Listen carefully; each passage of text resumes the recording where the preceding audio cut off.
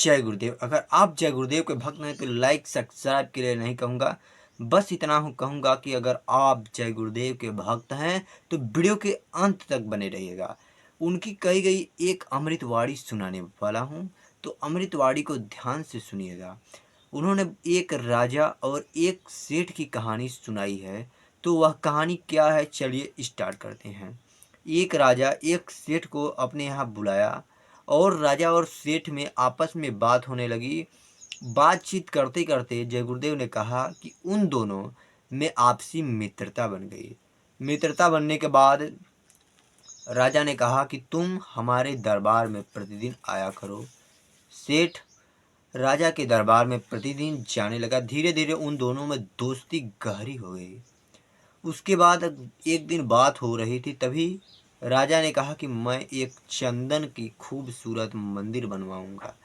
तभी सेठ उसने सोचा कि जितने भी चंदन की लकड़ियां हैं उसको खरीद लिया जाए। इसके बाद सेठ ने जितनी चंदन की लकड़ियां मिली सब लकड़ियों को उसने खरीद लिया। चंदन की लकड़ियां खरीदने के बाद अब राजा के पास जाने लगा और राजा ने चंदन की मंदिर बनवाने की जो बात उसको बंद कर दिया। तो इधर सेठ के मन में मनमुटाव होने लगा। उसने सोचा कि मैंने कर्ज ले लेकर चंदन की लकड़ियों का खरीद लिया है, अब न जाने कर्ज कैसे चुकेंगे। राजा अब चंदन की मंदिर बनवाने की बात भी नहीं कर रहा। अब सेठ के मन में मुटाव आ गया। सेठ ने राजा के यहाँ जाना बंद कर दिया। राजा ने सोचा कि हमारे अंदर क्या कमी हो रही है कि सेठ हमसे मिल नहीं रहा, ना ही हमारे यहाँ आ रहा है, क्या कमी हो गई। तो राजा के यहाँ कोई भी कमी होता था तो राजा एक साधु जी के पास जाता था जो कि उनके राज्य में रहते थे। तो जय गुरुदेव ने कहा कि राजा साधु जी के पास गया। साधु ने सोचा कि मित्रता टूटने न पाए, राजा को कोई उपाय बता दिया। उसने अपने तांत्रिक विद्या से साधु ने सारी सच्चाई जानने के बाद राजा से कहा कि सुनो राजन, तुम एक चंदन का खूबसूरत मंदिर बनवाओ। तब राजा के मन में दिमाग आया कि मैंने यह बात पहले ही सेठ से बता दिया कि चंदन का मंदिर बनवाना है। उसके बाद राजा ने अपने सैनिकों से आदेश दे दिया कि चंदन खोज कर लाओ, कहीं से भी लाओ लेकिन चंदन खोज कर लाओ।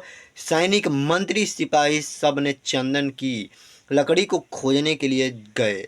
सारे देश भ्रमण किए लेकिन कहीं भी चंदन की लकड़ियां नहीं मिली, लेकिन चंदन उस सेठ के यहाँ मिली।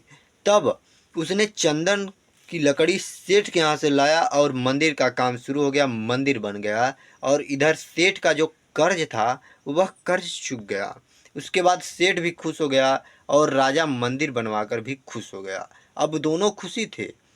तब दोनों में पहले जैसी मित्रता बन गई। जो बात करना है उसे वर्तमान समय में पूरा कर दो। यह जय गुरुदेव की अमृतवाणी कैसी लगी, अगर अमृतवाणी अच्छी लगी है तो वीडियो को लाइक और चैनल पर नए हो तो चैनल को सब्सक्राइब कर दीजिएगा। जय गुरुदेव से रिलेटेड हर जानकारी इस चैनल पर मिलती है। जय गुरुदेव।